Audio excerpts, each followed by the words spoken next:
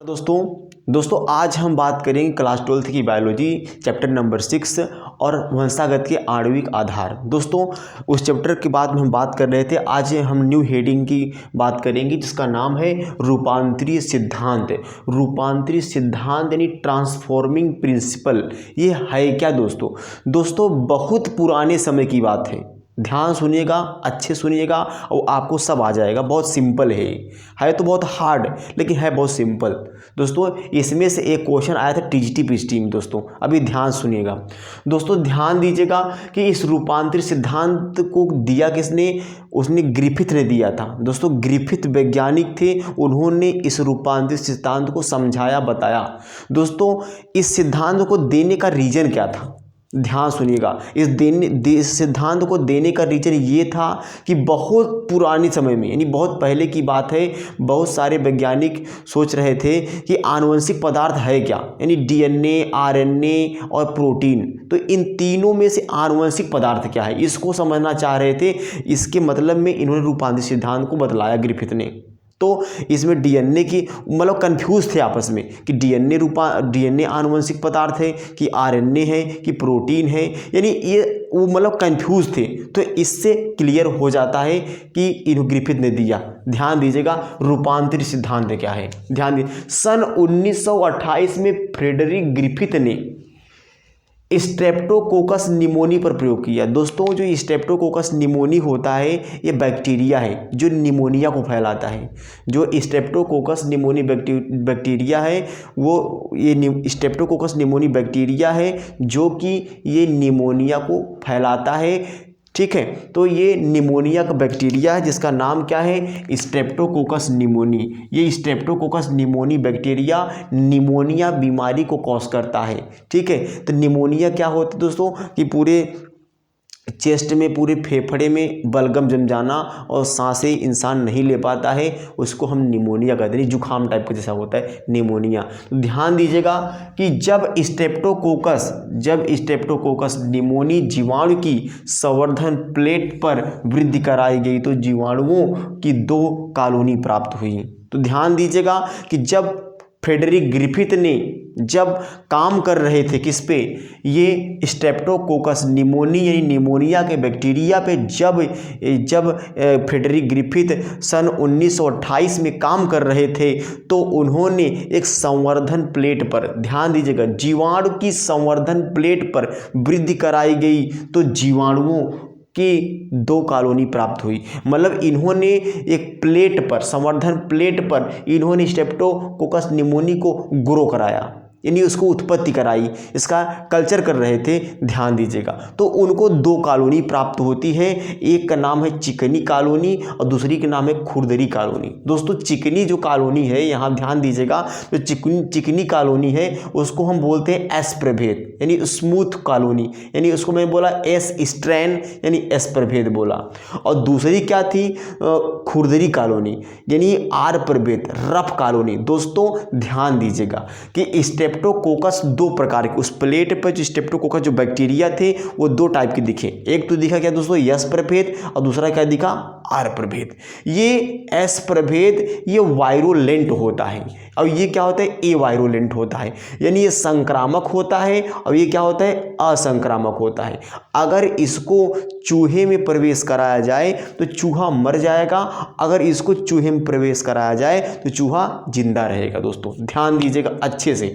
तो जब Streptococcus pneumoniae bacteria का जब फ्रेडरिक ग्रिफिथ ने मतलब अपने संवर्धन प्लेट पे जब संवर्धन कराया, तो प्लेट पर संवर्धन कराया तो उनको 2 इस स्ट्रेप्टोकोकस निमोनी की 2 कॉलोनी प्राप्त होती है। एक का नाम क्या है? चिकनी कॉलोनी और दूसरी नाम क्या है? खुरदरी कॉलोनी। दोस्तों तो ध्यान दीजिएगा, तो चिकनी कॉलोनी को एस प्रभेद बोला और खुरदरी कॉलोनी को आर प्रभेद बोला। लेकिन ये भी बताया कि जो एस प्रभेद होता है ये संक्रामक होता है, अगर इसको चूहों में प्रवेश कराया जाए तो चूहा एक्सपायर कर जाएगा, मर जाएगा।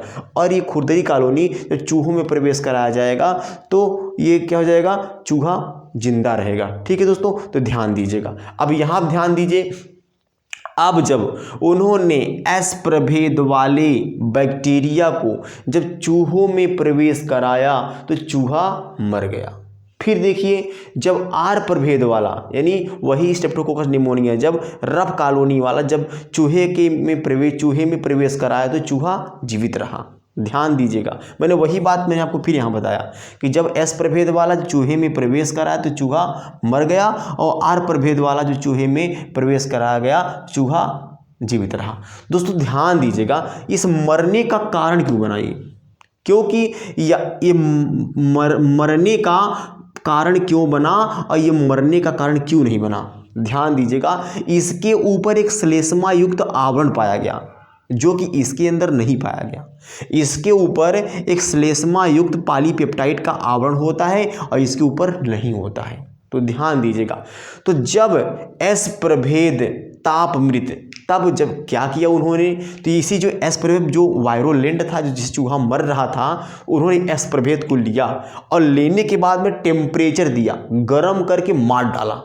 यानी एस प्रभेद को इन्होंने क्या किया, गर्म किया और गर्म करके मार डाला। तो मारने के बाद तो चूहे में प्रवेश कराया गया तो चूहा जीवित रहा। क्योंकि अभी देखो, अब यहाँ पे इसी एस प्रभेद यानी इसको जब टेम्परेचर नहीं दिया, ताप नहीं दिया था तो चूहा मर रहा था, यानी ये वायरोलेंट था। लेकिन जब इसको इन्होंने फ्रेडरिक ग्रिफिथ ने इसी जो एस प्रभेद को यहाँ पे इन्होंने क्या ताप दे के मार डाला, तो मारने के बाद जब चूहे में प्रवेश कराया गया चूहा जीवित रहा।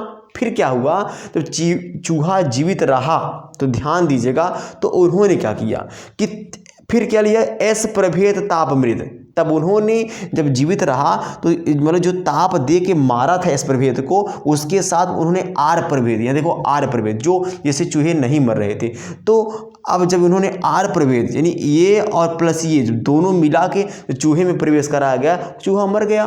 क्योंकि अब देखो ये असंक्रामक था और ये संक्रामक था, लेकिन जब ये दोनों को मिलाते हैं फिर चूहा मर जाता है। यहाँ पे तो नहीं मरा, लेकिन यहाँ पे इसको मिला लिए आर प्रभेद वाले को, चूहा मर गया। तो मरे हुए चूहे से, ध्यान दीजिए, इस मृत चूहे से सजीव एस प्रभेद को पृथक किया। यानी जब इन्होंने मरे हुए चूहे के अंदर से एस प्रभेद को क्या कर लिया, इन्होंने पृथक कर लिया। जब एस प्रभेद को पृथक करते हैं तो निष्कर्षण क्या निकलता है, ध्यान दीजिएगा। तो जब इन्होंने ले लिया तो यहाँ क्या निकलता है कि यहाँ क्या हो गया, एस प्रभेद, अब यहाँ है भैया आर प्रभेद है। तो इन्होंने जो चूहे के अंदर से यहाँ पे इस मृत चूहे से सजीव एस प्रभेद को पृथक किया। जब पृथक करने के बाद में इन्होंने क्या किया, एस प्रभेद को आर प्रभेद में गया। जब एस प्रभेद को आर प्रभेद में जब चला गया, ध्यान दीजिएगा, जब एस प्रभेद आर प्रभेद में चला गया तो संक्रामक हो गया। कौन संक्रामक हो गया भैया, आर प्रभेद भी संक्रामक हो गया, क्योंकि श्लेष्मा युक्त आवरण एस प्रभेद से आर प्रभेद में भी बनने लगी, जिससे संक्रामक हो गया क्या, आर प्रभेद भी संक्रामक हो गया। जैसे मैं क्या हूँ, अब जैसे मैं क्या हूँ, एस प्रभेद हूँ, मैं एकदम स्वस्थ हूँ। लेकिन जब जैसे मान लीजिए कि मैं आर प्रभेद हूँ, आर प्रभेद एकदम स्वस्थ है, लेकिन जब कोई एस प्रभेद क्या है, वो वायरोलेंट है, संक्रामक, जब मेरे अंदर आएगा तो मुझे जब संक्रमण फैलाएगा तो मेरे द्वारा उसको भी संक्रमण फैल जाएगा। तो इसी प्रकार ये प्रभेद क्या था, संक्रामक था, लेकिन जब इन्होंने संक्रामक को असंक्रामक आर प्रभेद में यहाँ पे इंजेक्ट कर दिया तो ये आर प्रभेद भी क्या हो गया, संक्रामक हो गए दोस्तों। तो ध्यान दीजिएगा, तो इस प्रकार क्यों हुआ, इससे पता ये चलता है कि ये सारे जो हो रहा है ये डीएनए की वजह से हो रहा है। ग्रिफिथ ने बताया कि एस प्रभेद से आर प्रभेद को, यानी एस प्रभेद और आर प्रभेद को जाके संक्रामक कर देता है, यानी संक्रामक बना देता है, यानी एक डीएनए के द्वारा होता है, ऐसा ग्रिफिथ ने बताया। लेकिन बाद में 3 वैज्ञानिक थे, बाद में दोस्तों 3 वैज्ञानिक थे। उनका जैसे कि अगर उनका हम नाम, उन्होंने सन 1933 में, ध्यान दीजिएगा, उन्होंने सन 1933 में, यानी सॉरी 1944 में, सॉरी 1933 से 1944 तक बात थी। तो 1933-1944 में ओस्टवाल्ड ओबेरी, ध्यान दीजिएगा, ओस्टवाल्ड ओबेरी ध्यान दीजिएगा, ओस्टवाल्ड एबेरी और कोलिन मैक्लियोड और मैकलिन मैककार्टी, इन तीनों ने क्या किया कि जो मतलब कि जो फ्रेडरिक ग्रिफिथ ने वर्क किया था इसकी पुष्टि की, बार फिर दोहराया। तो बाद में देखा कि हाँ ये बात सत्य है कि डीएनए की वजह से होता है। तो बाद में इससे इस प्रयोग से ये मालूम पड़ता है कि डीएनए ही एक आनुवंशिक पदार्थ है जो एक पीढ़ी से दूसरी पीढ़ी में लेके जाता है। अब फिर से ध्यान देना, ये चिकनी कॉलोनी है, खुरदुरी कॉलोनी है, ये क्या है, संक्रामक है, ये क्या है, असंक्रामक। तो संक्रामक को चूहे में प्रवेश कराया गया, चूहा मर गया। फिर असंक्रामक को चूहे में प्रवेश कराया गया, चूहा जीवित रहा।